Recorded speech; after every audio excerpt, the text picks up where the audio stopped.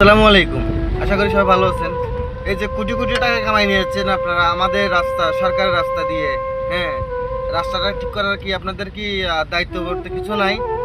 আপনারা রাস্তা ঠিক করেন, রাস্তাও ঠিক করেন, আপনারা ব্যবসা করেন। ব্যবসা করার জন্য তো কেউ বাধা করতেছে না। আপনারা প্রতিনিয়ত নিয়ে গাড়ির মানুষে কষ্ট পাবে, পাবলিক মানুষ কষ্ট পাবে। কেন কষ্ট পাবে ভাই?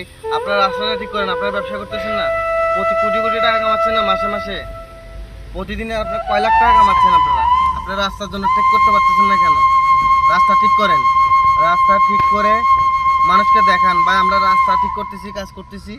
এই যে কত কষ্ট পাচ্ছে মানুষে, সেটা কি আপনাদেরকে বলতে পারতেছে? একজন জায়গায় কি আপনাদেরকে বলবে?